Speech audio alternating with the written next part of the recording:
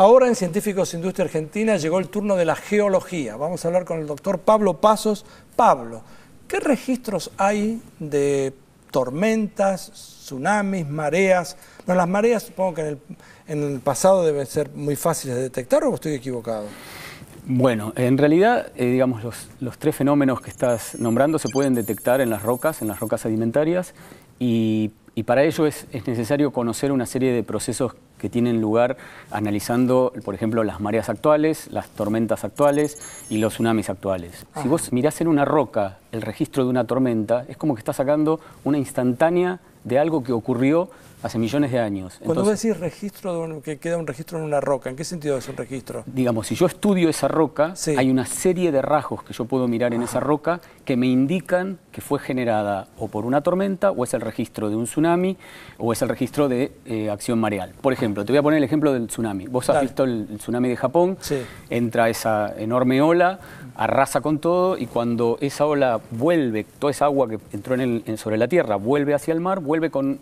En la actualidad vuelve con casas, con personas, con árboles, con un montón de... Bueno, imagínate eso en millones de años donde no existían casas, personas, probablemente sí árboles, pero existían animales que vivían sobre la tierra. Bien. Vos encontrás todo eso acumulado en una capa que te indica que en esa capa están mezcladas cosas que no podrían vivir todas juntas. Entonces, cuando yo encuentro eso, y además una serie de rasgos que tiene la roca, digo, pero ¿cómo? Esto no, digamos, está mezclando cosas que están viviendo en el ambiente marino con cosas que están viviendo en el continente, y además con condiciones completamente distintas, aún las que están en cada uno de esos dos ámbitos. Entonces empiezo a estudiar las características que tiene cada uno de esos estratos o esas capas, y puedo llegar a reconocer por su arreglo interno que estoy teniendo el registro de un tsunami, en este caso, que es lo que me está mezclando todo. ¿Tsunami es lo que se llamaba antes maremoto?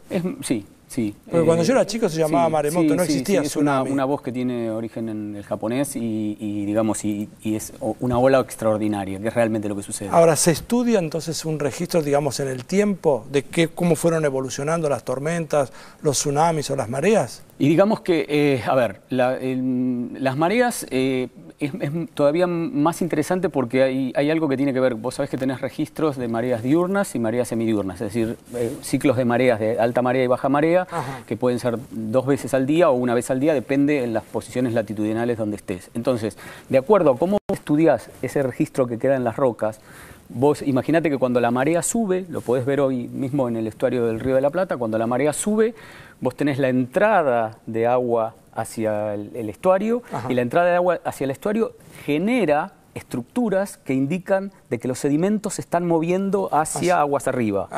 Hay un momento donde la marea no está ni alta ni baja, luego la marea baja, y cuando la marea baja, otra vez toda esa agua que queda contenida sale hacia el mar y genera estructuras que indican esa dirección hacia el otro lado. Si yo puedo reconocer esas paleodirecciones en las rocas, con una dirección hacia un lado y otra dirección hacia el otro, yo puedo reconocer claramente, y son distintas las características de las estructuras, puedo reconocer inclusive, si fuera más importante, el agua que entró que la cantidad de agua que salió. Imagínate que vos tenés un estuario como el que tenemos nosotros, que tiene el Paraná atrás. Sí. Cuando entra la marea, ¿qué es lo que hace sobre el río Paraná? Indica, entre comillas, las aguas, y cuando el agua es... ¿Indica? Claro, las deja completamente, que no pueden desagotarse. Sí. Por eso sube el nivel. Claro. Ese registro lo tenés aún en el río Paraná, llegando hasta zonas como Rosario. O sea, no necesariamente quiere decir que lo que entra es agua de mar. Lo que queda es una onda, entre comillas, que hace que aumente el nivel del río por efectos mareales.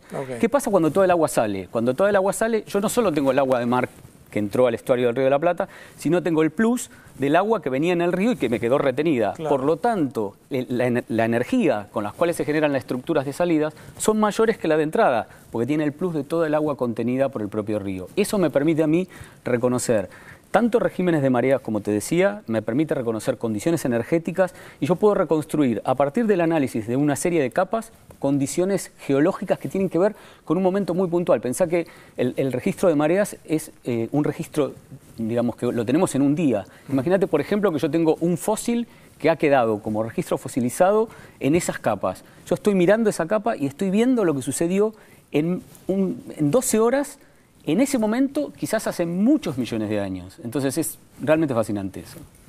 Él es Pablo Pasos, es doctor en geología y es uno de los columnistas que tiene Científicos Industria Argentina. Seguimos así.